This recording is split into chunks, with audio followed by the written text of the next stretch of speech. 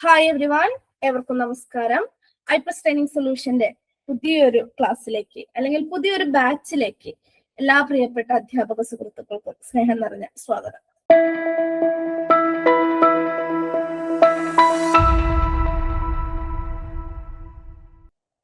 കോളേജിലെ മലയാളം അധ്യാപകരാകാനായിട്ട് ആഗ്രഹിക്കുന്നവർക്കും റിസർച്ചില് പ്രവേശിക്കാൻ, ഗവേഷണത്തിലേക്ക് പ്രവേശിക്കാൻ ആഗ്രഹിക്കുന്നവർക്കുമുള്ള ആദ്യ കടമ്പയാണ് national eligibility test net exam പാസ്സാവുക എന്നുള്ളത്.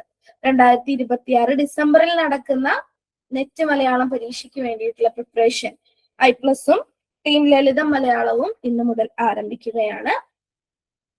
നമുക്കറിയാം, നെറ്റ് പരീക്ഷ എന്നുള്ളത് 100 പേര് പരീക്ഷ എഴുതുന്നുണ്ടെങ്കിൽ അതിൽ 6 പേർ വിജയിക്കുകയും 1% അതായത് ഒരാൾക്ക് JRF വിൻ ചെയ്യാൻ കഴിയുന്ന പരീക്ഷയാണ്.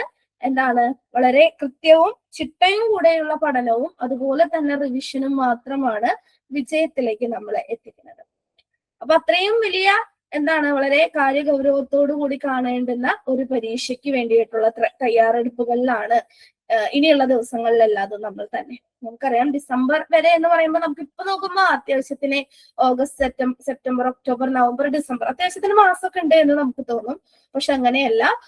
മലയാള ഭാഷ ഉണ്ടായത് മുതൽ അല്ലെങ്കിൽ അതുക്കും പ്രാചീന കാലം മുതൽ സമകാലം വരെയുള്ള എല്ലാ കാര്യങ്ങളും നമുക്ക് പഠിക്കാനുണ്ട്. എത്ര യൂണിറ്റ് അല്ലെങ്കിൽ എത്ര ഇതളുകൾ ഉണ്ട് എന്നറിയോ നമ്മുടെ സിലബസിലെ? നെറ്റ് മലയാളം സിലബസിലെ എത്ര ഇതളുകൾ അഥവാ എത്ര യൂണിറ്റുകൾ ഉണ്ട് എന്നറിയാമോ?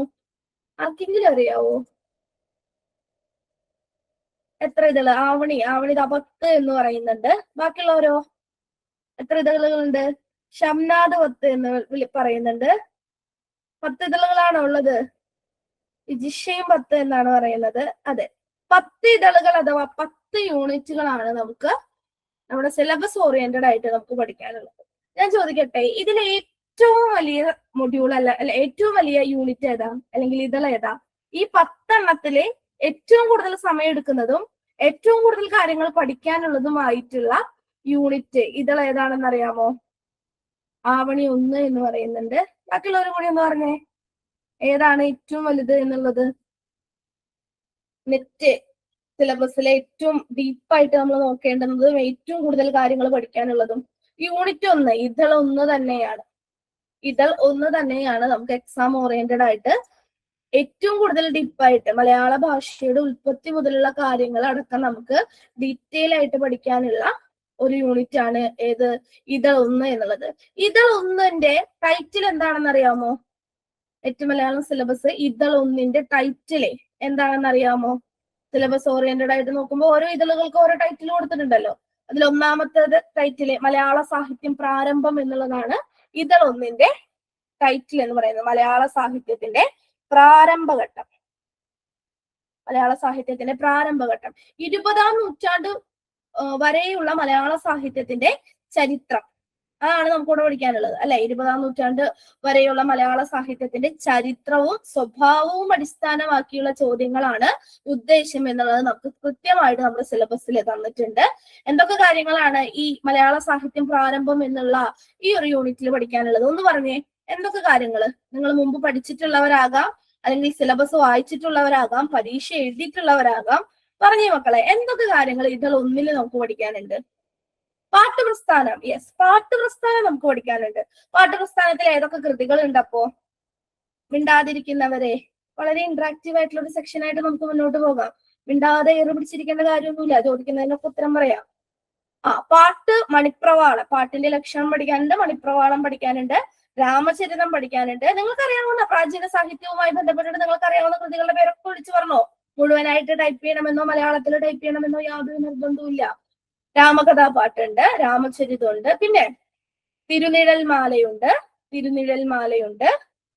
കഴിഞ്ഞ അത്രയുള്ളൂ.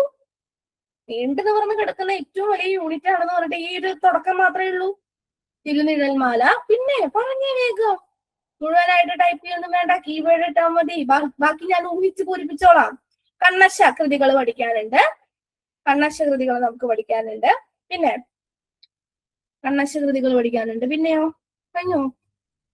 എക്സാം ഓറിയന്റഡ് ആയിട്ട് മിണ്ടാതിരിക്കുന്നവരെ ഒന്ന് മിണ്ടൂ, ഒന്ന് ആക്റ്റീവ് ആകൂ. നിങ്ങൾക്ക് പഠിക്കാനുള്ള കാര്യങ്ങൾ ഒന്നറിയാനാണ് ചോദിക്കുന്നത്.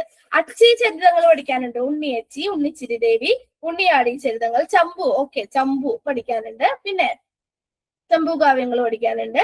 പിന്നെ കഴിഞ്ഞോ? ഇല്ലല്ലോ, തുടങ്ങിയിട്ടേ ഉള്ളൂ. പാട്ടുപ്രസ്ഥാനം, നിർവചനം, വികാസ പരിണാമങ്ങൾ, പ്രധാനപ്പെട്ട കൃതി. അതിൽ തന്നെ നമ്മുടെ എന്ത് കഴിഞ്ഞു? നമ്മുടെ രാമചരിതവും തിരുനിഴൽമാലയും കണ്ണർശകൃതികൾ അടക്കമുള്ള ഭാഗങ്ങള് ആ ഒരു ഭാഗത്ത് തന്നെ നമ്മുടെ കഴിഞ്ഞു. രാമചരിതം, തിരുനിഴൽമാല, രാമകഥാപാട്ട്, കണ്ണശകൃതികള്, ഭാരതമാല, കണ്ണശരാമായണം, രാമപ്പണിക്കരുടെ കൃതികള് തുടങ്ങിയ കാര്യങ്ങൾ നമുക്ക് അവിടെ പഠിക്കാനുണ്ട്. അത് കഴിഞ്ഞാൽ നമ്മൾക്ക് സന്ദേശകാര്യങ്ങളിലേക്ക് കടക്കുകയാണ്. ഏതൊക്കെ സന്ദേശകാര്യങ്ങൾ പഠിക്കാനുണ്ട്? സംസ്കൃത സന്ദേശകാര്യങ്ങൾ പഠിക്കാനുണ്ട്. ഉണ്ടിനേലി സന്ദേശമുണ്ട്, ഗോക സന്ദേശമുണ്ട്, ഭൃംഗ സന്ദേശമുണ്ട്, ഇതര സന്ദേശകാര്യങ്ങള് ഒക്കെ നമുക്ക് റാണി സന്ദേശം അടക്കം നമുക്ക് എക്സാം ഓറിയന്റഡ് ആയിട്ട് അവിടെ പഠിക്കാനുണ്ട്. മണിപ്രവാള കൃതികള്, വൈശികതന്ത്രം മുതൽ ചന്ദ്രോത്സവം വരെയുള്ള കൃതികൾ ഇല്ലേ? വൈശികതന്ത്രം, ഉണ്ണിയച്ചി ചരിതം, ഉണ്ണിച്ചിരിദേവി ചരിതം, ഉണ്ണിയാടി ചരിതം, ചന്ദ്രോത്സവം, മണിപ്രവാള ലഘുകാവ്യങ്ങളുണ്ട്, മധ്യകാല ചമ്പുക്കൾ വരുന്നുണ്ട് അതിന്റെ ഇടയില്, കൃഷ്ണഗാഥ, കിളിപ്പാട്ട്, എഴുത്തച്ഛൻ, പാന, വഞ്ചിപ്പാട്ട് ഇല്ലേ? ഇതൊക്കെ നമ്മുടെ യൂണിറ്റിനുമായി ബന്ധപ്പെട്ടതാണ്. പിന്നെ മലയാള ഭാഷയുടെ വികാസം, അതില് ഉൽപ്പത്തി വികാസമുണ്ട്, ശാസന ഭാഷയുണ്ട്, ഭാഷാ കൗടലിയ, നമ്പ്യാൻ തമിഴ്, ബ്രഹ്മാണ്ഡ പുരാണം, അംബരീഷോപാഖ്യാനം, ആട്ടപ്രകാരം, ക്രമദീപിക, മിഷണറി ഗദ്യത്തിന്റെ 1ാം ഘട്ടവും 2ാം ഘട്ടവും, അതിൻ്റെ ഉള്ളിൽ മോസ്റ്റ് ഇമ്പോർട്ടന്റ് ആയിട്ട് വർത്തമാന പുസ്തകം പഠിക്കാനുണ്ട്, മാപ്പിള മലയാളം നമുക്ക് പഠിക്കാനുണ്ട്. ഇതൊക്കെ യൂണിറ്റ് 1 വരുന്നതാണ്. സാഹിത്യ കളരികളുടെ ഉത്ഭവം, വെൺമണി പ്രസ്ഥാനം, പച്ചമലയാള പ്രസ്ഥാനം, അതിലുൾപ്പെട്ട കവികള്, അവരുടെ പ്രധാനപ്പെട്ട കൃതികള്. പിന്നീട് ഇങ്ങോട്ട് എന്താണ്? കവിതയുടെ വികാസഘട്ടം നമുക്കറിയണം. വിലാപകാവ്യ പ്രസ്ഥാനം, ഖണ്ഡകാവ്യ പ്രസ്ഥാനം, മഹാകാവ്യ പ്രസ്ഥാനം, ആധുനിക കവിത വരെയുള്ള ഭാഗങ്ങൾ നമുക്ക് ഏതിന്റെ ഭാഗമായിട്ട് പഠിക്കാനുണ്ട്? ഇതളൊന്ന് മലയാള സാഹിത്യ പ്രാരംഭത്തിന്റെ ഭാഗമായിട്ട് നമുക്ക് പഠിക്കാനുണ്ട് ഇല്ലേ? ഇത്രയും ഏരിയ നമുക്ക് അവിടെ കവർ ചെയ്യാനുണ്ട്. അതുകൊണ്ട് തന്നെ ഏറ്റവും വലിയ യൂണിറ്റ് ആണ് യൂണിറ്റ് 1 എന്ന് നമുക്ക് പറയാം. യൂണിറ്റ് 1ന്റെ തുടക്കം തന്നെ എന്താണ്? ഏതിൽ നിന്നാണ് നമുക്ക് യൂണിറ്റ് 1 തുടങ്ങുന്നത്? പാട്ടുപ്രസ്ഥാനം, നിർവചനം, വികാസ പരിണാമങ്ങൾ, പ്രധാനപ്പെട്ട കൃതികൾ എന്നുള്ളതിൽ നിന്നാണ്. ഇന്നത്തെ ക്ലാസ്സിൽ നമ്മൾ ഡിസ്കസ് ചെയ്യുന്നത് പ്രാചീന മണിപ്രവാള കൃതികൾ എന്നുള്ള ആ ഒരു സബ് ടൈറ്റിലിന് കീഴിൽ വരുന്ന ഒരുപാട് കൃതികളാണ്. അതിനാദ്യം നമ്മൾ നോക്കുന്നത് രാമചരിതമാണ്. രാമചരിതം. ഓക്കെ, രാമചരിതത്തെ കുറിച്ചിട്ട് എന്തൊക്കെ കാര്യങ്ങൾ പഠിക്കണം? മെയിൻ ആയിട്ട് നമ്മൾ സിലബസ്, യൂണിറ്റ് 1ന്റെ സിലബസ് വിശദമായിട്ട് പരിചയപ്പെട്ടു. ഇനി നമ്മൾ എന്താണ് അതിനോട് സബ് ടോപ്പിക് സെലക്ട് ചെയ്തിരിക്കുകയാണ്, രാമചരിതം എന്നുള്ള ടോപ്പിക്. എപ്പോഴും ഒരു ചിട്ടയായിട്ട് പോകണം കേട്ടോ. പലരും ചെയ്യുന്ന ഒരു മിസ്റ്റേക്കാണ്, അവിടുന്ന് കുറെ പഠിച്ചു, അത് പോരടിക്കുമ്പോൾ ഇവിടുന്ന് കുറെ പഠിച്ചു, അപ്പുറത്തുനിന്ന് കുറെ പഠിച്ചു, ഭാഷാശാസ്ത്രം പഠിച്ചു, വ്യാകരണം പഠിച്ചു, കുറച്ച് സാഹിത്യ സിദ്ധാന്തം പഠിച്ചു, അപ്പൊ തന്നെ പൗരസ്ത്യത്തിലേക്ക് നിന്ന് പാശ്ചാത്യത്തിലേക്ക് ചാടി, ഭാഷാശാസ്ത്രത്തിലേക്ക് പോയി, വീണ്ടും കഥയിലേക്ക് വന്നു, നോവലിലേക്ക് വന്നു. അപ്പോഴാണ് ബാലസാഹിത്യം, വൈജ്ഞാനിക സാഹിത്യം, വിവർത്തനമൊന്നും ഞാൻ കണ്ടിട്ട് പോലും ഇല്ലാന്ന് ഓർത്തത്. അപ്പൊ അങ്ങോട്ട് ചാടും. അപ്പൊ മൊത്തമായിട്ട് എന്തെങ്കിലും പഠിച്ചിട്ടുണ്ടോ? ഇല്ല. എന്നല്ലാതും തൊട്ടിട്ടുണ്ടോ? ഉണ്ട്. എന്നാ അതിന്റെ റിവിഷൻ കഴിച്ചിട്ടുണ്ടോ? ഇല്ല. ഇങ്ങനെ ഒരു അവിയല് പരുവത്തിൽ, കുഴഞ്ഞ പരുവത്തിലാകാനായിട്ട് നിൽക്കരുത്. ഒരു കൃത്യമായിട്ടുള്ള ഓർഡറിൽ പോവാം. I+ന്റെ ക്ലാസ്സുകളെല്ലാം ഒരു അടുക്കും ചിട്ടയിലാണ് നമ്മൾ പോകാറുള്ളത്. ഓക്കെ, കൃത്യമായിട്ടുള്ള ഒരു ഓർഡറിൽ നമ്മൾ പോകണം. സിലബസ് നമ്മളിപ്പോ കണ്ടില്ലേ? ഇനി നമ്മള് പാട്ടുപ്രസ്ഥാനത്തിലെ പ്രധാനപ്പെട്ട കൃതികളിലെ രാമചരിതാണ് ഇന്നത്തെ ക്ലാസ്സിൽ ഡിസ്കസ് ചെയ്യുന്നത്. രാമചരിതം നോക്കുന്നതിന് മുമ്പായിട്ട് നമുക്ക് എന്ത് കൃത്യമായിട്ട് അറിയണം? പാട്ടുപ്രസ്ഥാനം എന്താണ് എന്നുള്ളത് കൃത്യമായിട്ട് അറിയണം. റെഡി അല്ലേ? എല്ലാവരും ഒരു തംസ് അപ്പ് ഒക്കെ തന്നെ. റെഡിയാണോ? നിങ്ങൾക്ക് സ്ക്രീൻഷോട്ട് എടുക്കാം ക്ലാസ്, എന്നിട്ട് എഴുതിയെടുക്കാം. ഓൾറെഡി നിങ്ങളുടെ കയ്യിലുള്ള പുസ്തകമാണ് വെച്ചെങ്കിൽ അത് വായിച്ചു നോക്കുക. ഞാൻ വിട്ടുപോകുന്ന പോയിന്റുകൾ ഉണ്ടെങ്കിൽ നിങ്ങൾക്ക് കൂട്ടിച്ചേർക്കാം. ഓക്കെ, അല്ലെങ്കിൽ പുതിയ പോയിന്റുകളാണ് കിട്ടുന്നത് വെച്ചെങ്കിൽ അതിന്റെ സൈഡിൽ എഴുതി ചേർക്കാം. ഇതൊക്കെ റിവിഷൻ മെത്തേഡാണ്. കാരണം ഓൾറെഡി ഈ ക്ലാസ്സിനെ കുറിച്ചിട്ട് അറിവുള്ളവരാണ് വെച്ചെങ്കിൽ നിങ്ങളുടെ കയ്യിലുള്ള നോട്ട് നിങ്ങൾ വായിക്കുക കൂടിയാണ് ചെയ്യുന്നത്. റെഡി അല്ലേ? റെഡിയാണോ?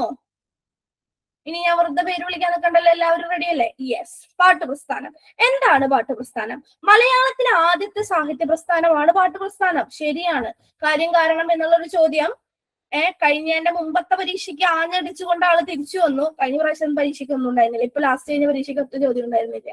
പക്ഷെ ഇനിയും നമുക്ക് ഇങ്ങനെ ഒരു വരവ് പ്രതീക്ഷിക്കാം. അപ്പൊ ബേസ് നമ്മൾ അറിഞ്ഞിരിക്കണം. മലയാളത്തിലെ ആദ്യത്തെ സാഹിത്യ പ്രസ്ഥാനമാണ് പാട്ടുപ്രസ്ഥാനം.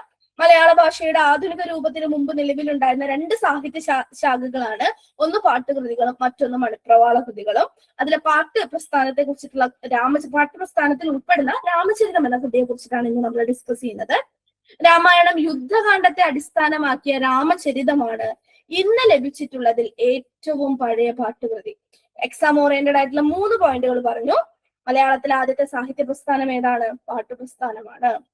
ഓക്കെ, മലയാള ഭാഷയുടെ ആധുനിക രൂപത്തിന് മുമ്പ് നിലവിലുണ്ടായിരുന്ന രണ്ട് പ്രധാനപ്പെട്ട സാഹിത്യ ശാഖകൾ ഏതൊക്കെയാണ്?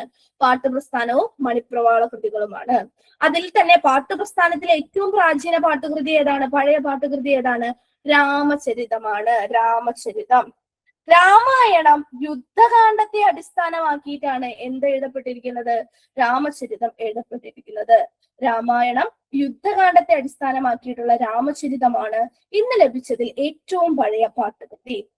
തമിഴ് അക്ഷരമാലയാണ് ഇതിന്റെ രചനയ്ക്ക് ഉപയോഗിക്കുന്നത്. തമിഴ് അക്ഷരമാലയാണ് ഏതിന്റെ രചനയ്ക്ക്? പാട്ടുപ്രസ്ഥാനത്തിന്റെ രചനയ്ക്ക് ഉപയോഗിക്കുന്നത്. ദ്രാവിഡ വൃത്തങ്ങളാണ് പാട്ടുകൃതികളിൽ ഉപയോഗിക്കുന്നത്. ക്ലിയർ അല്ലേ? പാട്ടുകൃതികളെ കുറിച്ചിട്ടുള്ള ഒരു ബ്രീഫ് ആയിട്ടുള്ള നോട്ടാണ് ഇവിടെ തന്നിട്ടുള്ളത്. ഓക്കെ, മലയാളത്തിൽ ആദ്യത്തെ സാഹിത്യ പ്രസ്ഥാനമാണ് പാട്ടുപ്രസ്ഥാനം. രാമായണം യുദ്ധകാന്ഡത്തെ അടിസ്ഥാനമാക്കിയുള്ള രാമചരിതമാണ് ഇന്ന് ലഭിച്ചിരിക്കുന്നതിൽ ഏറ്റവും പഴയ പാട്ടുകൃതി. തമിഴ് അക്ഷരമാലയാണ് പാട്ടിന്റെ രചനയ്ക്ക് ഉപയോഗിക്കുന്നത്. ദ്രാവിഡ വൃത്തങ്ങളാണ് പാട്ടുകൃതികളിൽ ഉപയോഗിക്കുന്നത്. പാട്ടിന്റെ ലക്ഷണം. ഓക്കെ, പാട്ടിന്റെ ലക്ഷണം എല്ലാവർക്കും അറിയാം. പാട്ടിനെ ലക്ഷണം നൽകിയിരിക്കുന്ന കൃതി ഏതാണെന്നും എല്ലാവർക്കും അറിയാം. പക്ഷെ ആ കൃതിയിലെ ഏത് ശില്പത്തിൽ, ഏത് സൂത്രത്തിൽ എന്ന് ചോദിച്ചാൽ പലരും തെറ്റിക്കും. നെറ്റ് എക്സാമിന് കൃത്യമായിട്ട്, നെറ്റിന് മാത്രമല്ല HSSCക്കും പാർട്ട് ടൈം HSCക്കും അടക്കം ചോദിച്ചിട്ടുണ്ട്. ലീലാതിലകത്തിലെ ശില്പം 1 സൂത്രം 11. പാട്ടിന് ലക്ഷണം കൽപ്പിച്ചിരിക്കുന്ന കൃതി ഏതാ മക്കളെ? പാട്ടിന് ലക്ഷണം കൽപ്പിച്ചിരിക്കുന്ന കൃതി ഏതാണ്? ലീലാതിലകമാണ്. ലീലാതിലകത്തിൽ മൊത്തം എത്ര ശില്പങ്ങളുണ്ട് പറഞ്ഞേ? ലീലാതിലകത്തിൽ മൊത്തം എത്ര ശില്പങ്ങളുണ്ട്? ലീലാതിലകത്തിൽ മൊത്തം 8 ശില്പങ്ങളുണ്ട്. അതിലെ ശില്പം 1-നാണ് പാട്ടിന്റെ ലക്ഷണം കൊടുത്തിരിക്കുന്നത്. ശില്പം 1 സൂത്രം 11. എന്താണ് ലീലാതിലകത്തിലെ പാട്ടിന്റെ ലക്ഷണം? ദ്രമിഡ സംഘാതാക്ഷര നിബന്ധം എതുക മോന വൃത്തവിശേഷയുക്തം പാട്ട്. അല്ലെ, നമ്മള് മലയാളം എന്താണ് ഐച്ഛികമായിട്ട് PG ചെയ്ത എല്ലാവരും കാണാപ്പാഠം പഠിച്ചിരിക്കുന്ന ഒരു ലക്ഷണാണ് അല്ലെ. ദ്രമിഡ സംഘാതാക്ഷര നിബന്ധം എതുക മോന വൃത്തവിശേഷയുക്തം പാട്ട്. ഇതാണ് പാട്ടിന്റെ ലക്ഷണം. ഡീറ്റെയിൽ ആയിട്ട് നമുക്ക് നോക്കിയാലോ. ദ്രമിഡ സംഘാതാക്ഷരങ്ങൾ. ദ്രമിഡം എന്ന് വെച്ചാൽ എന്താ? ദ്രാവിഡ സംഘാതാക്ഷരങ്ങൾ, അതായത് തമിഴ് അക്ഷരമാലയിലെ അക്ഷരങ്ങൾ കൊണ്ട് രചിച്ചതായിരിക്കണം പാട്ട്. പാട്ടിലെ അക്ഷരങ്ങൾ എന്തായിരിക്കണം? തമിഴ് അക്ഷരമാലയിലെ അക്ഷരങ്ങളായിരിക്കണം. അതിൽ തന്നെ 12 സ്വരാക്ഷരങ്ങളും 18 വ്യഞ്ജനാക്ഷരങ്ങളും വരുന്നു. 12 സ്വരാക്ഷരങ്ങളും 18 വ്യഞ്ജനാക്ഷരങ്ങളും ചേർന്നതാണ് ദ്രാവിഡ അക്ഷരങ്ങൾ എന്ന് പറയുന്നത്. അതിൽ 12 സ്വരങ്ങൾ ഏതൊക്കെയാണ് എന്ന് ഇവിടെ കൊടുത്തിട്ടുണ്ട്. 18 വ്യഞ്ജനങ്ങൾ ഏതൊക്കെയാണെന്നും കൊടുത്തിട്ടുണ്ട്. അത് നിങ്ങൾ വായിച്ചു നോക്കിയാൽ മതി. ക്ലിയർ അല്ലേ? ദ്രവിഡ സംഘാതാക്ഷരം. എന്താണ് ദ്രവിഡ സംഘാതാക്ഷരങ്ങൾ? തമിഴ് അക്ഷരമാലയിലെ അക്ഷരങ്ങൾ കൊണ്ട് രചിച്ചിരിക്കുന്നതായിരിക്കണം പാട്ട്. അതിൽ എത്ര അക്ഷരങ്ങളുണ്ട്? 12 സ്വരാക്ഷരങ്ങളും 18 വ്യഞ്ജനാക്ഷരങ്ങളും ഉണ്ട്. അപ്പൊ ദ്രമിഡ സംഘാതാക്ഷരം എന്നുള്ളത് കഴിഞ്ഞല്ലോ. ദ്രമിഡ സംഘാതാക്ഷര നിബന്ധം എതുക മോനവൃത്ത വിശേഷയുക്തം പാട്ട്. സംസ്കൃത അക്ഷരങ്ങളെ കൂടി നമ്മുടെ അക്ഷരമാലയ്ക്ക് ഉൾക്കൊള്ളുന്നതിന് മുൻപാണ് ഇങ്ങനെ ഒരു അക്ഷരമാലാ ക്രമത്തെ നമ്മൾ പിൻപറ്റിയിരുന്നത്. അതായത് ദ്രവിഡ സംഘാതാക്ഷരം, ദ്രാവിഡ അക്ഷരങ്ങൾ, തമിഴ് അക്ഷരമാലയിലെ അക്ഷരങ്ങൾ. ഇത്രമാത്രം അക്ഷരങ്ങൾ മാത്രമേ ഉപയോഗിക്കാവൂ എന്ന് പറയുമ്പോൾ സംസ്കൃത വാക്കുകൾ പൂർണ്ണമായും ഒഴിവാക്കണം എന്നൊന്നും ലക്ഷണത്തിൽ പറയുന്നില്ല. മറിച്ച് സംസ്കൃത വാക്കുകൾ ഉപയോഗിക്കുന്നുണ്ട് എങ്കിൽ അത് ഏത് രൂപത്തിൽ ഉപയോഗിക്കണം? തദ്ഭവ രൂപത്തിലാക്കിയ ശേഷമാണ് സ്വീകരിക്കേണ്ടത്. തദ്ഭവം എന്ന് വെച്ചാൽ എന്താണ്? ഇതര ഭാഷകളിൽ നിന്ന് ഉച്ചാരണത്തിലും രൂപത്തിലും മാറ്റം വരുത്തി പദസ്വീകരണം നടത്തുന്ന രീതിയെയാണ് തദ്ഭവം എന്ന് വിളിക്കുന്നത്. മറ്റൊരു ഭാഷയിലെ പദമായിരിക്കാം, അത് ഉച്ചാരണത്തിലും രൂപത്തിലും മാറ്റം വരുത്തിക്കൊണ്ട് വേറൊരു ഭാഷയിൽ ഉപയോഗിക്കുക. അത്തരത്തിൽ ഉപയോഗിക്കുന്ന പദങ്ങളെയാണ് തദ്ഭവ പദങ്ങൾ എന്ന് വിളിക്കുന്നത്. തത്സമ പദങ്ങൾ എന്ന് വെച്ചാൽ എന്താ? മറ്റൊരു ഭാഷയിലെ പദം അതേപോലെ തന്നെ വേറൊരു ഭാഷയിലെ ഉപയോഗിക്കുന്നതിനെ തത്സമം എന്ന് വിളിക്കുന്നു. അപ്പൊ സംസ്കൃത പദങ്ങൾ പാട്ടുകൃതികളിൽ എങ്ങനെയാണ് ഉപയോഗിച്ചിരിക്കുന്നത്? തദ്ഭവ രൂപത്തിലാണ് ഉപയോഗിച്ചിരിക്കുന്നത്. അപ്പൊ അത് മാത്രം പോരല്ലോ, പ്രാസങ്ങൾ വേണം. ഏതൊക്കെ പ്രാസങ്ങളാണ് വേണ്ടത്? എതുക മോന എന്നീ പ്രാസങ്ങൾ വേണം. എതുക മോന എന്നീ പ്രാസങ്ങൾ വേണം. എതുക എന്നാൽ എല്ലാ പാദത്തിലും രണ്ടാമത്തെ അക്ഷരം ഒരുപോലെ വരുന്നതിനെയാണ് എതുക എന്ന് വിളിക്കുന്നത്. എന്താണ് എതുക? നോട്ട് ചെയ്യുക. എന്താണ് എതുക? എല്ലാ പാദത്തിലെയും രണ്ടാമത്തെ അക്ഷരം ഒരുപോലെ വരുന്നതിനെയാണ് എതുക എന്ന് പറയുന്നത്. ദ്വിതീയാക്ഷരപ്രാസമാണ് എതുക. എതുക എന്താണ്? എതുക ദ്വിതീയാക്ഷരപ്രാസമാണ്. ഓരോ പാദത്തിലെയും പൂർവോത്തര ഭാഗങ്ങളിലെ ആദ്യ അക്ഷരങ്ങൾ യോജിച്ചു വരുന്നതാണ് മോന. ഓരോ പാദത്തിലെയും പൂർവോത്തര ഭാഗങ്ങളിലെ ആദ്യാക്ഷരങ്ങൾ യോജിച്ചു വരുന്നതിനെ എന്ത് വിളിക്കുന്നു? മോന എന്ന് വിളിക്കുന്നു. ഓരോ പാദത്തിലെയും പൂർവോത്തര ഭാഗങ്ങളിലെ ആദ്യാക്ഷരങ്ങൾ യോജിച്ചു വരുന്നതിനെ മോന എന്ന് വിളിക്കുന്നു. അപ്പൊ എന്താണ് എതുക എന്ന് കിട്ടിയില്ലേ?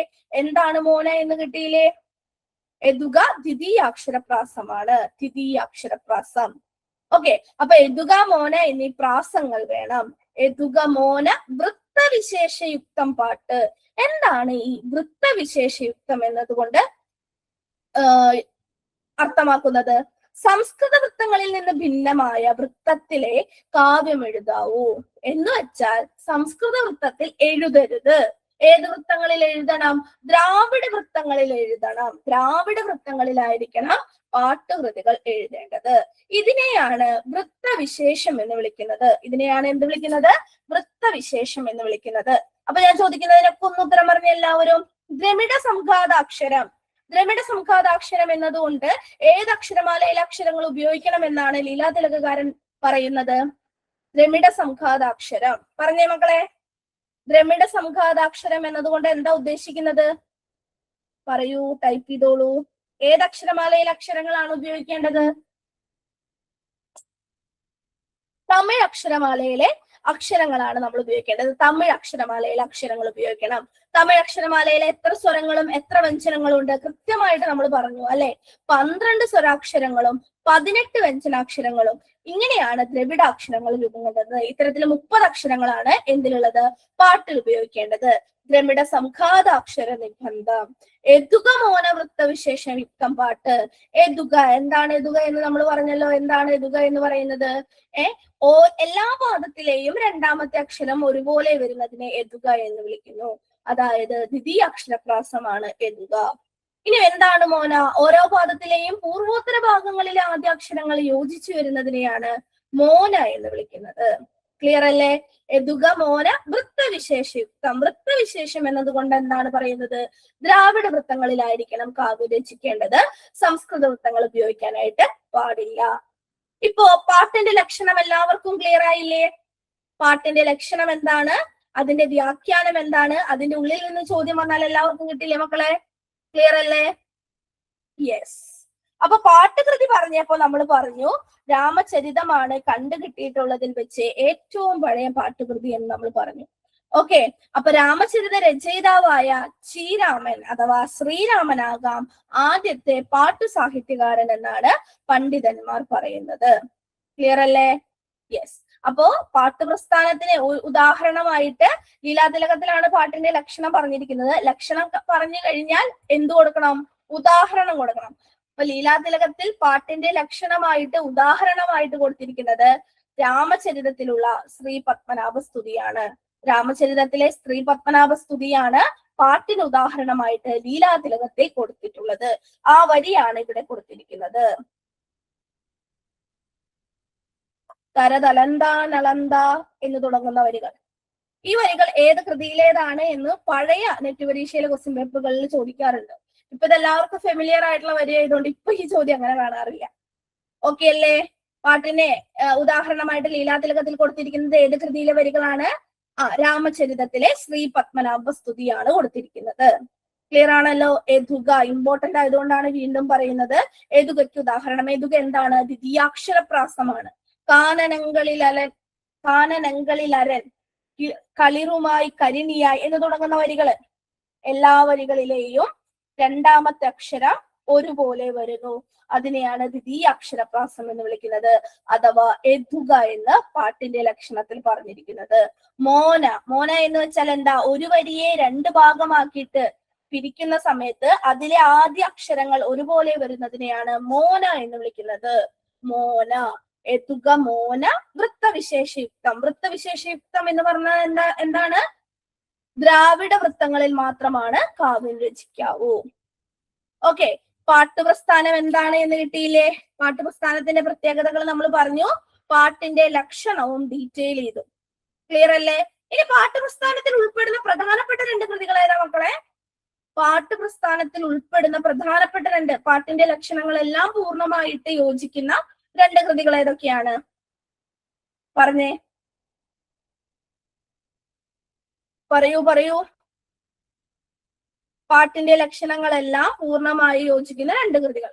യെസ്, ഒന്ന് രാമചരിതമാണ്, മറ്റൊന്ന് തിരുനിഴൽമാലയാണ്. അത് അഭിജിന മിസ് രണ്ടും കൂടി ടൈപ്പ് ചെയ്തിട്ടുണ്ട്, രാമചരിതവും തിരുനിഴൽമാലയും.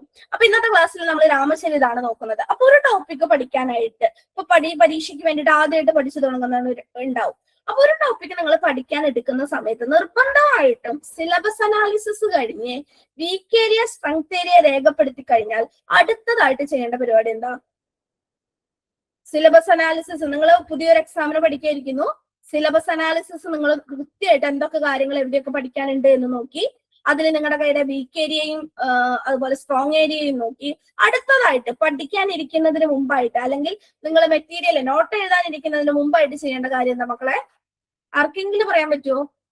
മോസ്റ്റ് ഇമ്പോർട്ടന്റ് ആയിട്ടുള്ള കാര്യം. പലരും ഇതായിട്ട് ലാസ്റ്റത്തേക്ക് വെക്കും, പക്ഷെ ഞാൻ പറയുകയാണെന്ന് വെച്ചാൽ ആദ്യം ഇത് ചെയ്യണം. എന്തായിരിക്കും? എനി ഗസ്, ഒരു വൈൽഡ് ഗസ് എങ്കിലും എന്തിനെ കുറിച്ചായിരിക്കും ഞാൻ പറയുന്നത് എന്നതിനെ കുറിച്ചിട്ട്? അശ്വതി ടീച്ചറെ, വെരി ഗുഡ്. PYQ. അടുത്തതായിട്ട് എന്ത് നോക്കണം? PYQ. മുൻകാല ചോദ്യപേപ്പറുകളിലെ ചോദ്യങ്ങൾ എങ്ങനെയാണ് എന്നുള്ളത് നോക്കണം.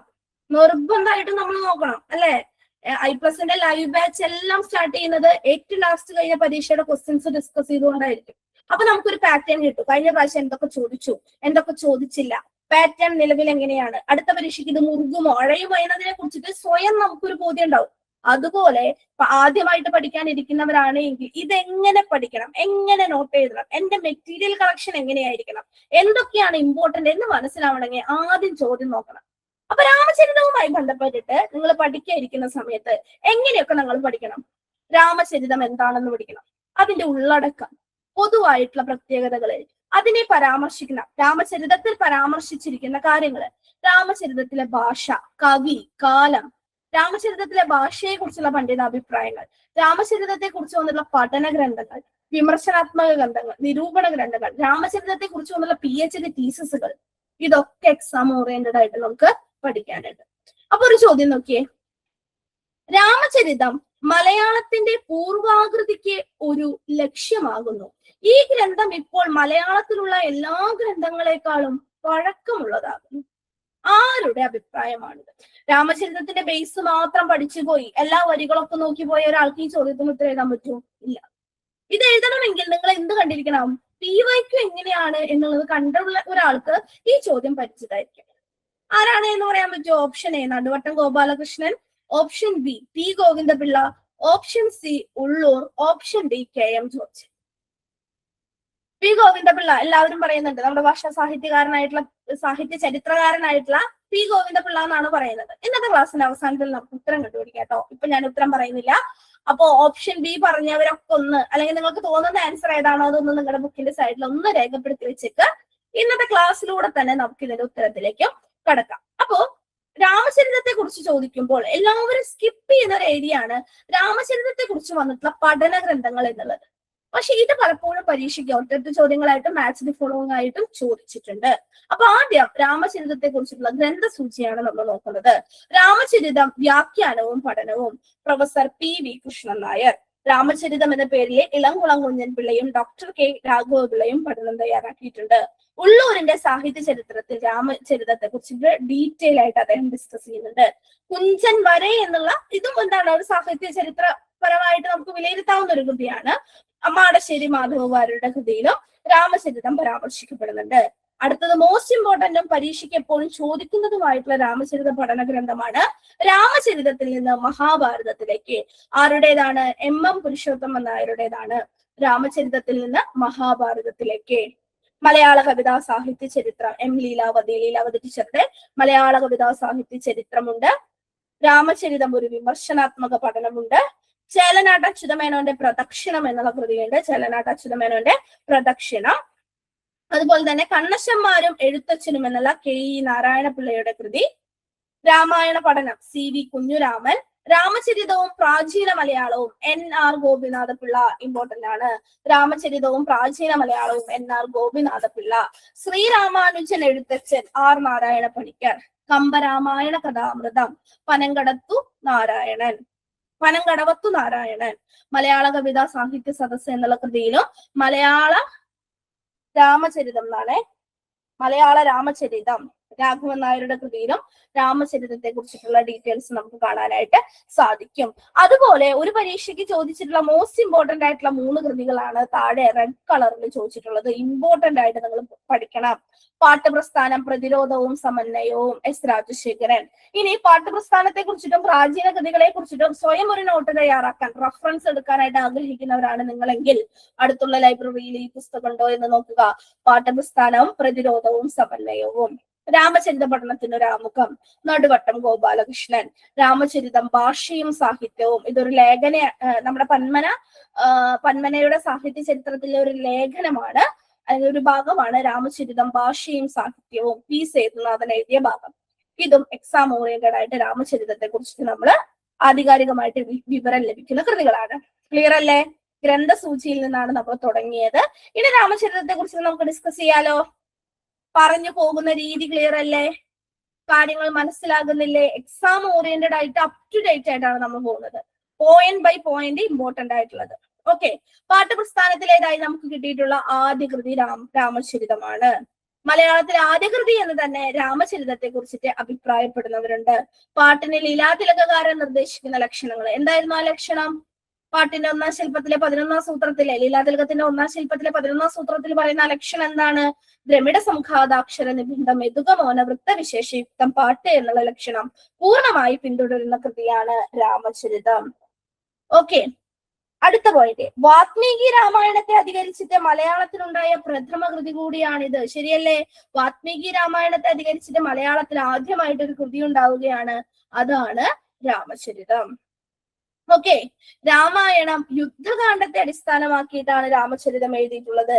രാമായണം യുദ്ധകാന്ഡത്തെ അടിസ്ഥാനമാക്കിയിട്ട് എഴുതിയിട്ടുള്ള കൃതിയാണ് രാമചരിതം. രാമായണം യുദ്ധകാന്ഡത്തെ അടിസ്ഥാനമാക്കിയിട്ടാണ് രാമചരിതം എഴുതിയിട്ടുള്ളത്. ഓക്കെ അല്ലേ? യെസ്, അത് ഇമ്പോർട്ടന്റ് ആണ് കേട്ടോ. വാൽമീകി രാമായണത്തെ അധികരിച്ചിട്ടാണെന്ന് നമ്മൾ പറഞ്ഞു. രാമായണത്തിലെ യുദ്ധകാന്ഡം. രാമായണത്തിൽ എത്ര കാണ്ഡങ്ങളുണ്ട്? രാമായണത്തിൽ എത്ര കാണ്ഡങ്ങളുണ്ട്? ഒരു വട്ടം പരീക്ഷയ്ക്ക് രാമായണത്തിലെ കാണ്ഡങ്ങൾ ഓർഡർ ആക്കുക എന്ന രീതിയിൽ ചോദ്യം വന്നിട്ടുണ്ടായിരുന്നു. രാമായണത്തിൽ എത്ര കാണ്ഡങ്ങൾ അഥവാ എത്ര ഭാഗങ്ങളുണ്ട് മക്കളെ? പറഞ്ഞേ. രാമായണത്തിൽ എത്ര കാണ്ഡങ്ങൾ അഥവാ ഭാഗങ്ങളുണ്ട്?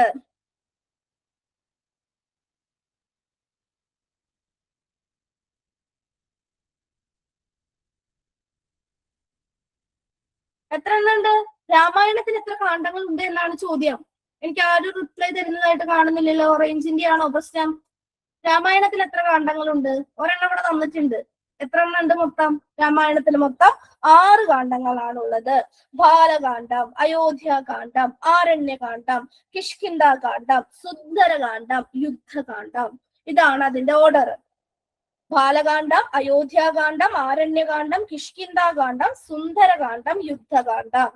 ബാലകൻ അയോധ്യയിൽ ആരണ്യം തന്നിൽ പൂകൂ, കിഷ്കിന്ധാ രാജനോട് സുന്ദരൻ യുദ്ധം ചെയ്തു.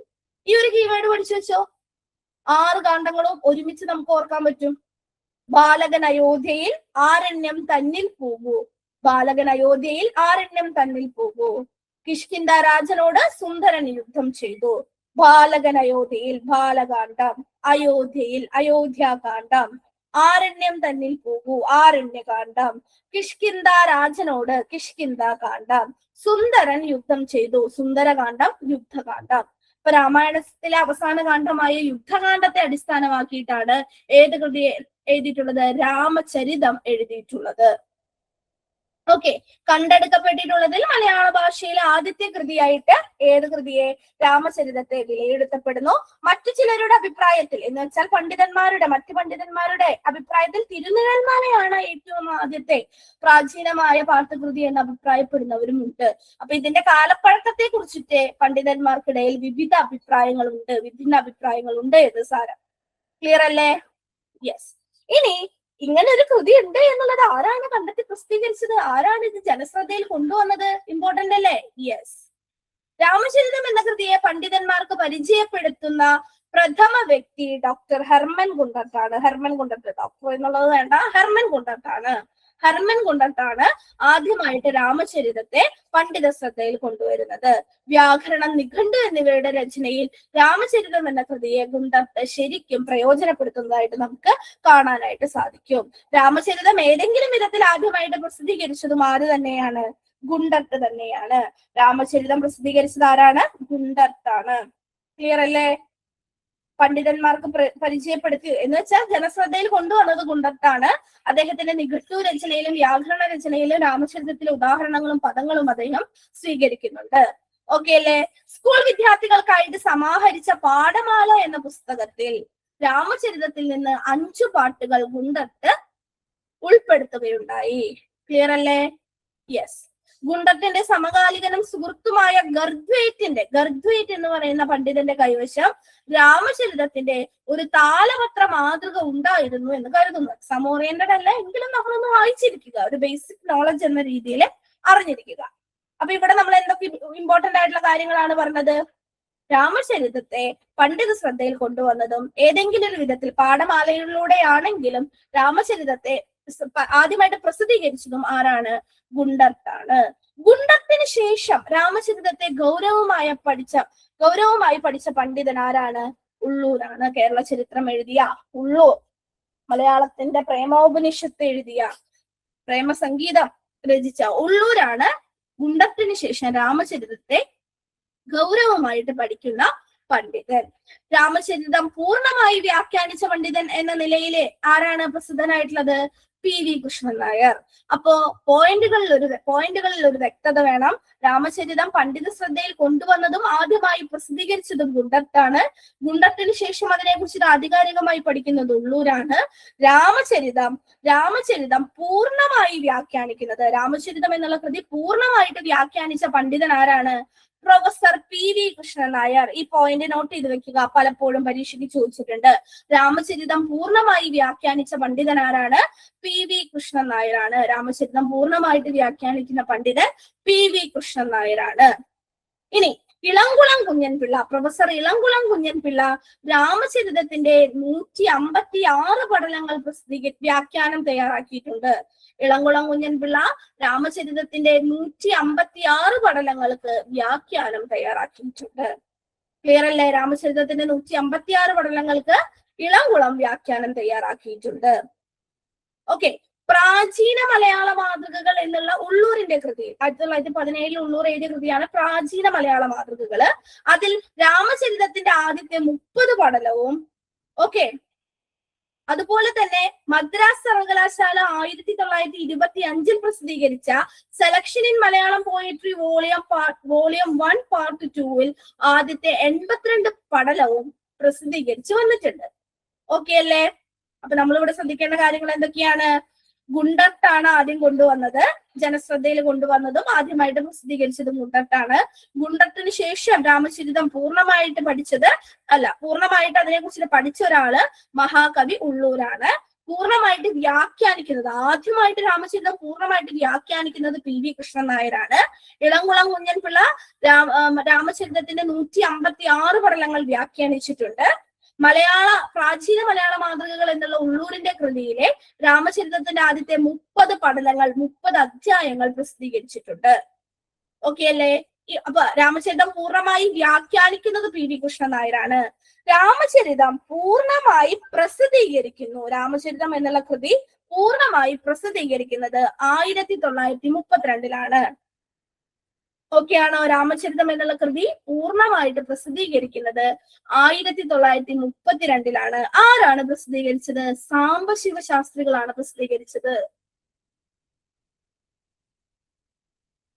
ആരാണ് പ്രസിദ്ധീകരിച്ചത്?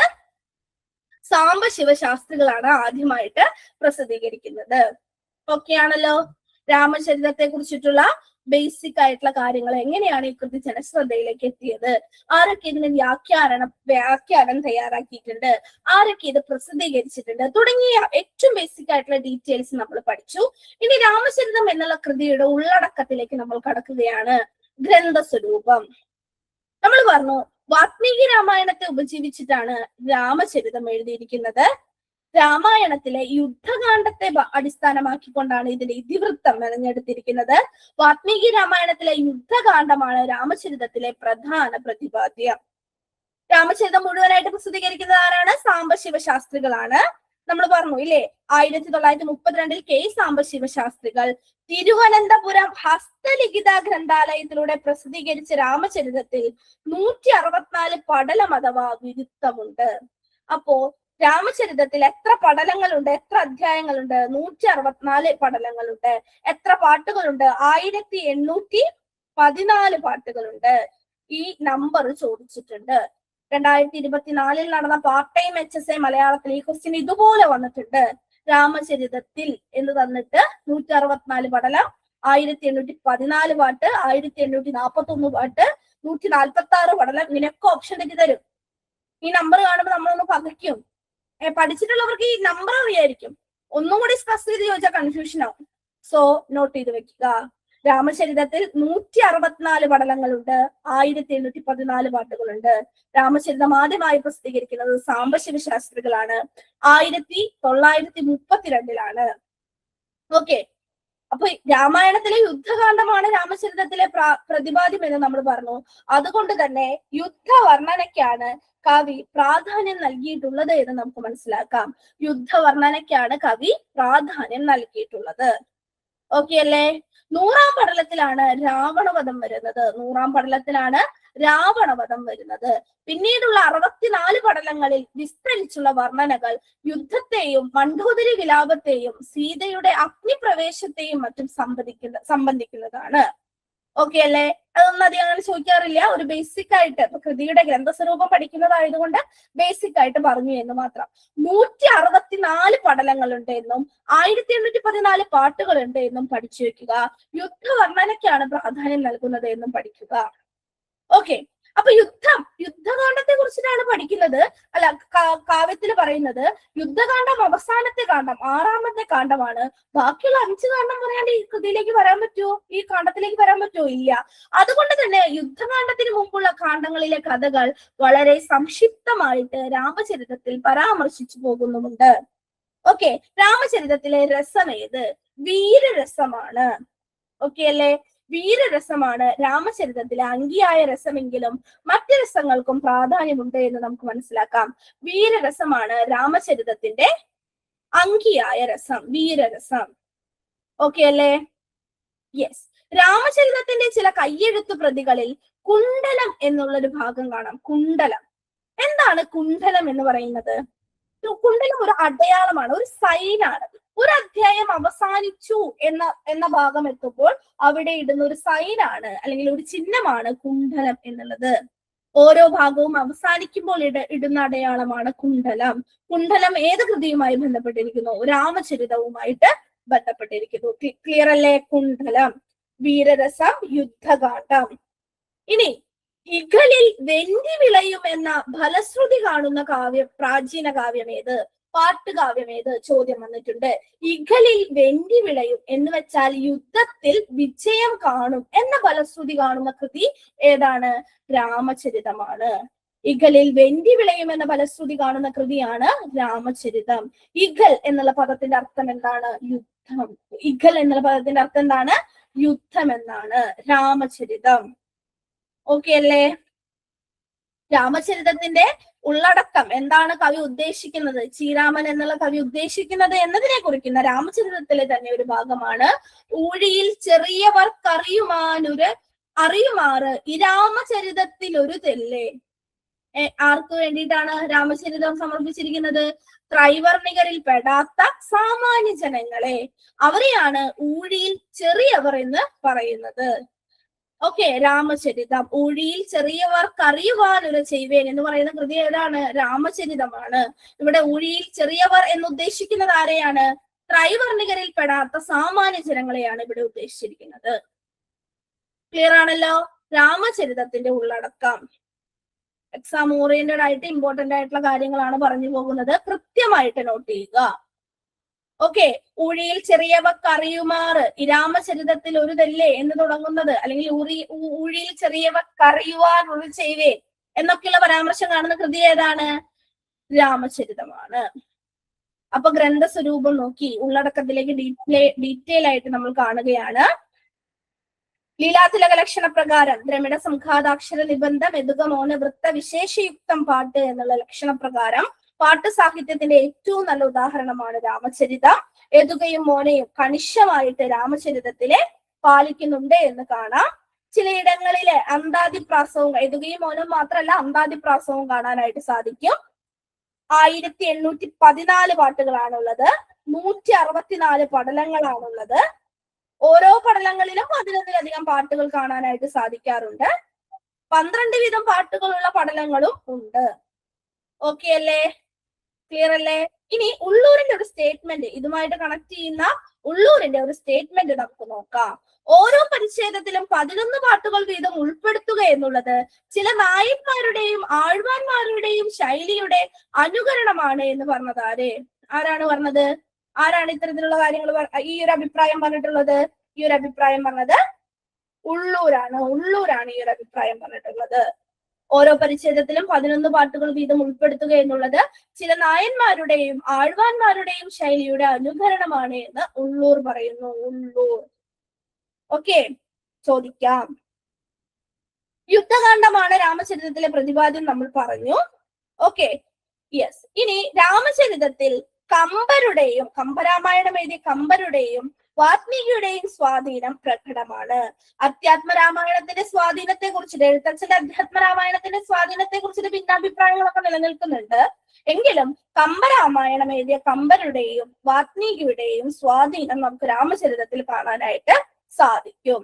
ഓക്കെ അല്ലേ? യെസ്. ഇനി ഡീറ്റെയിൽ ആയിട്ട് പറയുന്ന ഭാഗമാണ്.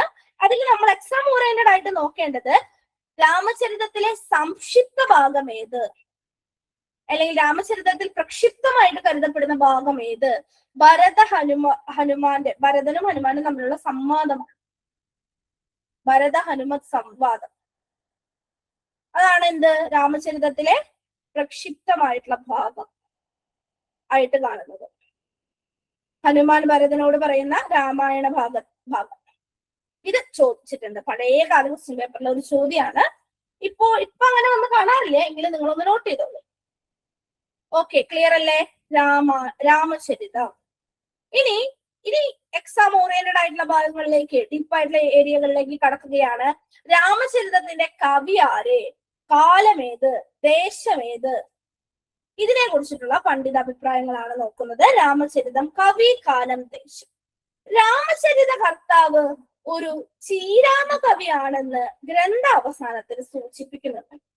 ചീരാമൻ എന്നത് ശ്രീരാമൻ എന്ന പദത്തിന്റെ തദ്ഭവമാണെന്നും അദ്ദേഹം ക്രിസ്തുവർഷം പിൻപ് 1195 മുതൽ 1208 വരെ തിരുവിതാംകൂർ ഭരിച്ച മണികണ്ഠ ബിരുദാലങ്കൃതനായ ശ്രീ വീരരാമവർമ്മയാണെന്നും ഉള്ളൂരിന്റെ അഭിപ്രായം. അപ്പൊ ചീരാമൻ വീരരാമവർമ്മ ആണ് എന്ന് പറഞ്ഞത് ആരാണ്? ഉള്ളൂരാണ്. ശ്രീ വീരരാമവർമ്മ രാജാവാണ്. ചീരാമൻ എന്ന് പറഞ്ഞത് ഉള്ളൂരാണ്. ക്ലിയർ അല്ലേ? യെസ്. എന്തുകൊണ്ടാണ് ഉള്ളൂർ ഇങ്ങനെ അഭിപ്രായപ്പെടുന്നത് എന്നതിനൊരു ശക്തമായിട്ടുള്ള കാരണം അദ്ദേഹം സാഹിത്യ ചരിത്രത്തിൽ പറയുന്നുണ്ട്. അതായത് രാമചരിതത്തിന്റെ കൃതിയുടെ തുടക്കത്തിലെയും അവസാനത്തിലെയും പത്മനാഭസ്തുതി, അതുപോലെ 1120-നും 1200-നും ഇടയിലെ ജീവിച്ച കമ്പരെ രാമചരിതകാരൻ ഉപജീവിക്കുന്നതും ഈ വീരരാമവർമ്മയാണ് ഇതിന്റെ കർത്താവ്, രചയിതാവ് എന്നതിലേക്ക് വെളിച്ചം വീശുന്നുണ്ട് എന്നാണ് ആര് പറയുന്നത്? ഉള്ളൂര് പറയുന്നത്. അപ്പോ ചീരാമ കവിയാണ് രാമചരിത കർത്താവ് എന്ന കൃതിയിൽ തന്നെ പറയുന്നുണ്ട്. ഈ ചീരാമ കവി ശ്രീ വീരരാമവർമ്മയാണ് എന്ന് പറയുന്നത് ഉള്ളൂരാണ്. ഓക്കെ അല്ലേ? ഉള്ളൂരെ. ഇനിയും വരൂട്ടെ നമ്മള്. ഇനി രാമചരിതം എഴുതപ്പെട്ട കാലത്തെ കുറിച്ചിട്ടുള്ള പണ്ഡിത അഭിപ്രായങ്ങള്. കരിന്തമിഴ് കാലത്തിന്റെ അവസാനത്തിലുണ്ടായ കൃതി ആണ് രാമചരിതം എന്ന് അഭിപ്രായപ്പെടുന്നത് AR രാജരാജവർമ്മയാണ്. കരിന്തമിഴ് കാലത്തിന്റെ അവസാനത്തിലുണ്ടായ കൃതിയാണ് രാമചരിതം. കരിന്തമിഴ് കാലത്തിന്റെ അവസാനത്തിലുണ്ടായ കൃതിയാണ് രാമചരിതം എന്ന് പറയുന്നത് ആരാണ്? രാജരാജവർമ്മയാണ്. 12-ാം ശതകമാണ് രാമചരിതത്തിന്റെ കാലഘട്ടം എന്ന് ഉള്ളൂർ പറയുന്നു. 12ഓ 13ഓ ആകാം എന്ന് KM ജോർജ് പറയുന്നു. 14-ാം ശതകമാണ് എന്ന് ഉറപ്പിച്ചു പറയുന്നവരിൽ ഒരാൾ ഇളംകുളം കുഞ്ഞൻ പിള്ളയും മറ്റേയാൾ ആർ നാരായണ പണിക്കരുമാണ്. ഓക്കെ, അപ്പൊ കമ്പരാമായണത്തിന്റെ സ്വാധീനം രാമചരിതത്തിൽ ഉണ്ട് എന്ന് നമ്മൾ മുമ്പേ പറഞ്ഞിട്ടുണ്ടായിരുന്നു. അപ്പൊ കമ്പരാമായണ കർത്താവായ കമ്പരുടെ കാലം അവസാനിക്കുന്നത് 1500-ലാകയാൽ 1200-നും 1500-നും ഇടയിലാകാം രാമചരിതത്തിന്റെ കാലമെന്ന് പ്രൊഫസർ എൻ കൃഷ്ണപിള്ള അഭിപ്രായപ്പെടുന്നുണ്ട്. പ്രൊഫസർ എൻ കൃഷ്ണപിള്ള അഭിപ്രായപ്പെടുന്നു. എൻ കൃഷ്ണപിള്ളയുടെ അഭിപ്രായത്തിൽ ഏതാണ് രാമചരിതത്തിന്റെ കാലം? 1200-നും 1500-നും ഇടയിലാകാം. ഓക്കെ, കരിന്തമിഴ് കാലത്തിന്റെ അവസാനത്തിലുണ്ടായ കൃതിയാണ് രാമചരിതം എന്ന് പറഞ്ഞത് ആരാണ്? കരിന്തമിഴ് കാലം. ആരുടെ ഘട്ടവിഭജനത്തിലുള്ളതാണ്? ARന്റെ ഘട്ടവിഭജനത്തിലുള്ളതാണ്. അപ്പൊ കരിന്തമിഴ് കാലത്തിന്റെ അവസാനത്തിലുണ്ടായ കൃതിയാണ് എന്ന് പറഞ്ഞത് AR രാജരാജവർമ്മയാണ്. 12ാം ശതകമാണ് എന്ന് പറഞ്ഞത് ഉള്ളൂരാണ്. 12ഓ 13ഓ ആകാം എന്ന് പറഞ്ഞത് KM ജോർജാണ്. 14ാം ശതകമാണ് കാലം എന്ന് പറഞ്ഞത് ഇളംകുളം കുഞ്ഞൻപിള്ളയും ആർ നാരായണ പണിക്കരുമാണ്. 1200-നും 1500-നും ഇടയിലാണ് എന്ന് എൻ കൃഷ്ണപിള്ള പറയുന്നു. 14ാം ശതകത്തിന്റെ ഉത്തരാർദ്ധമാണ് എന്ന് പുതുശ്ശേരി രാമചന്ദ്രൻ പറയുന്നു. ഓക്കെയാണോ? രാമചരിതത്തിന്റെ കാലത്തെ കുറിച്ചുള്ള പണ്ഡിത അഭിപ്രായങ്ങൾ വിവിധ സാഹിത്യ ചരിത്ര കൃതികൾ കൃത്യമായിട്ട് റഫർ ചെയ്തുകൊണ്ടാണ് എന്ത് തയ്യാറാക്കിയിരിക്കുന്നത്? നോട്ട് തയ്യാറാക്കിയിരിക്കുന്നത്. അതുകൊണ്ട് ധൈര്യമായിട്ട് നിങ്ങൾക്ക് പഠിക്കാനായിട്ട് സാധിക്കും. ക്ലിയർ ആണോ മക്കളെ? രാമചരിതത്തിന്റെ കാലം കഴിഞ്ഞിട്ടില്ല, കുറച്ച് പോയിന്റുകൾ കൂടി പറയാനുണ്ട്. രാമചരിതത്തിന്റെ സംശോധിത സംസ്കരണം തയ്യാറാക്കിയ MM പുരുഷോത്തമൻ നായർ. രാമചരിത സംശോധിത സംസ്കരണം ആരാണ് തയ്യാറാക്കിയത്? MM പുരുഷോത്തമൻ നായരാണ്. MM പുരുഷോത്തമൻ നായരുടെ അഭിപ്രായത്തിൽ 1350-നും 1400-നും ഇടയ്ക്കാണ് രാമചരിതത്തിന്റെ കാലം. ക്ലിയർ ആണോ? രാമചരിതത്തിന്റെ കാലം MM പുരുഷോത്തമൻ നായരുടെ അഭിപ്രായത്തിലെ 1350-നും 1400-നും ഇടയ്ക്കാണ് രാമചരിതത്തിന്റെ കാലം. ഇനി നമ്മൾ ഇന്നത്തെ ക്ലാസ് തുടങ്ങുന്ന സമയത്ത് ഒരു സ്റ്റേറ്റ്മെന്റ് കണ്ടില്ലേ? രാമചരിതം മലയാളത്തിന്റെ പൂർവാകൃതിക്ക് ഒരു ലക്ഷ്യമാകുന്നു. ഈ ഗ്രന്ഥം ഇപ്പോൾ മലയാളത്തിലുള്ള എല്ലാ ഗ്രന്ഥങ്ങളെക്കാളും പഴക്കമുള്ളതാകുന്നു. ആരുടെ അഭിപ്രായമാണ് എന്നാണ് നമ്മൾ പറഞ്ഞത് മക്കളെ? ആരുടെ അഭിപ്രായമാണ്? P ഗോവിന്ദപിള്ളയുടെ അഭിപ്രായമാണ്. എക്സാം ഓറിയന്റഡ് ആയിട്ട് രാമചരിതം പഠിക്കുന്ന സമയത്ത് പണ്ഡിത അഭിപ്രായങ്ങൾ നിർബന്ധമായിട്ടും നോക്കണം. പലപ്പോഴും പരീക്ഷയ്ക്ക് ഇത് എന്ത് ചെയ്തിട്ടുണ്ട്? റിപ്പീറ്റ് ചെയ്ത് വന്നിട്ടുണ്ട്. അപ്പൊ ഇന്നത്തെ ക്ലാസ് തുടങ്ങുന്നതിന് മുമ്പ് രാമചരിതം മലയാളത്തിന്റെ പൂർവാകൃതിക്ക് ഒരു ലക്ഷ്യമാകുന്നു. ഈ ഗ്രന്ഥം ഇപ്പോൾ മലയാളത്തിലുള്ള എല്ലാ ഗ്രന്ഥങ്ങളെക്കാളും പഴക്കമുള്ളതാകുന്നു എന്നൊരു ചോദ്യം കണ്ടിട്ടുണ്ട്. അതിന്റെ ആൻസർ എന്താണ്? Option B, P ഗോവിന്ദപിള്ളയാണ്. അപ്പൊ ഞാൻ പറഞ്ഞിട്ടുണ്ടായിരുന്നല്ലോ ഇന്നത്തെ ക്ലാസ് അവസാനിക്കുന്നതിനുള്ള നമുക്ക് അതിന്റെ ഉത്തരം കിട്ടുമെന്ന്. കറക്റ്റ് ആണ്. കുറെ പേര് കറക്റ്റ്. രശ്മി ടീച്ചർ, ആതിര ഒക്കെ കറക്റ്റ് ആൻസർ പറഞ്ഞിട്ടുണ്ടായിരുന്നു. ഷംനാഥ്, ബിജിന മിസ്, അശ്വതി, ആതിര എല്ലാവരും പറഞ്ഞിട്ടുണ്ടായിരുന്നു. കറക്റ്റ് ആയിരുന്നു കേട്ടോ അത്. ഓക്കെ, ക്ലിയർ അല്ലേ? ഇനി പോർച്ചുഗീസുകാരുടെ കണക്ട് ചെയ്തുകൊണ്ടുള്ള ഒരു സ്റ്റേറ്റ്മെന്റ്. രാമചരിതത്തിന്റെ കാലം എന്ന് പറയുന്ന സമയത്ത് ഗുണ്ടർട്ടിന്റെ ഈ ഒരു സ്റ്റേറ്റ്മെന്റ് പലപ്പോഴും നെറ്റിലും സെറ്റിലും ഒക്കെ റിപ്പീറ്റ് ചെയ്തിട്ടുണ്ട്. പോർച്ചുഗീസുകാരുടെ വരവിന് മുമ്പുള്ള പ്രാക്തന രൂപമാകാം രാമചരിതം. ഭാഷയുടെ പ്രാക്തന രൂപമാണ് രാമചരിതം എന്ന് പറഞ്ഞത് ആരാണ്? ഗുണ്ടർട്ടാണ്. ആരാണ് ഈ ഒരു അഭിപ്രായം പറഞ്ഞത്? ഗുണ്ടർട്ട്. പോർച്ചുഗീസുകാരുടെ വരവിന് മുമ്പുള്ള പ്രാക്തന രൂപമാണ് രാമചരിതത്തിലേത് എന്ന് പറഞ്ഞത് ആരാണ്? ഗുണ്ടർട്ടാണ്. AD 1351 രാമചരിതത്തിന്റെ കാലഘട്ടം എന്ന് നടുവട്ടം ഗോപാലകൃഷ്ണൻ ഭാഷാപരിമളത്തിലെ ലേഖനങ്ങളിലൂടെ പറയുന്നുണ്ട്. ഓക്കെ ആണോ? അപ്പൊ രാമചരിതത്തെ കുറിച്ചിട്ട് കിട്ടാവുന്ന പല കൃതികളും നോട്ട് ചെയ്ത് അതിൽ നിന്ന് മെറ്റീരിയൽസ് കളക്ട് ചെയ്തിട്ടാണ് IPLSന്റെ എല്ലാ നോട്ടുകളും തയ്യാറാക്കിയിരിക്കുന്നത്. ക്ലിയർ അല്ലേ? എന്തിനെ കുറിച്ചിട്ടാണ് നമ്മളിപ്പോ പറഞ്ഞത്? രാമചരിതത്തിന്റെ കാലം ഏതാണ് എന്നതിനെ കുറിച്ചിട്ട് എക്സാം ഓറിയന്റഡ് ആയിട്ടുള്ള വിവിധ പണ്ഡിത അഭിപ്രായങ്ങളാണ് നമ്മൾ ഇവിടെ നോക്കിയത്.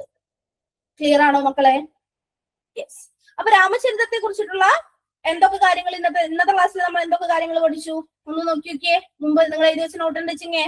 ആദ്യം നമ്മൾ പാട്ടുപ്രസ്ഥാനം എന്താണ്, പാട്ടുകൃതികൾ എന്താണെന്ന് നോക്കി. പാട്ടിന്റെ ലക്ഷണം, ലീലാതിലകം ശില്പം 1 സൂത്രം 11 പാട്ടിന്റെ ലക്ഷണം നോക്കി. ദ്രമിഡ സംഘാതാക്ഷര നിബന്ധം, എതുക മോന വൃത്ത വിശേഷയുക്തം പാട്ട്. ദ്രമിഡ സംഘാതാക്ഷരങ്ങൾ ഏതൊക്കെയാണെന്ന് നോക്കി. എതുക മോന നോക്കി. വൃത്ത വിശേഷയുക്തം എന്നതുകൊണ്ട് എന്താണ് ഉദ്ദേശിക്കുന്നത് എന്ന് നോക്കി. അത് ഡീറ്റെയിൽ ആയിട്ട് പറഞ്ഞു. പിന്നീട് രാമചരിതത്തിലേക്ക് കടന്നു. രാമചരിതത്തിൽ നിന്ന് എങ്ങനെയാണ് ചോദ്യം വരുന്നത് എന്നുള്ള ഒരു രൂപം ഉണ്ടാക്കിയിട്ടാണ് നമ്മൾ പഠനത്തിലേക്ക് കടന്നത്. രാമചരിതത്തെ കുറിച്ചിട്ട് വന്നിട്ടുള്ള പഠന ഗ്രന്ഥങ്ങളും രാമചരിതത്തെ പരാമർശിക്കുന്ന കൃതികളെല്ലാം നമ്മൾ നോക്കി. രാമചരിതം എന്ന കൃതിയെ കുറിച്ചിട്ട് സാമാന്യമായിട്ട് പരിചയപ്പെട്ടു. പിന്നീട് അതിന്റെ ഗ്രന്ഥ സ്വരൂപത്തിലേക്കും ഉള്ളടക്കത്തിലേക്കും നമ്മൾ കടന്നു. അതും ഡീറ്റെയിൽ ആയിട്ട് നോക്കി. ഇപ്പോൾ എന്താ നമ്മൾ നോക്കിയത്? രാമചരിതത്തിന്റെ കാലമാണ് അവസാനം നമ്മൾ ഡീറ്റെയിൽ ആയിട്ട് നോക്കിയത്. ഓക്കെ അല്ലേ? ഈ ഒരു ക്ലാസ് എല്ലാവർക്കും യൂസ്ഫുൾ ആയി എന്ന് കരുതുന്നു.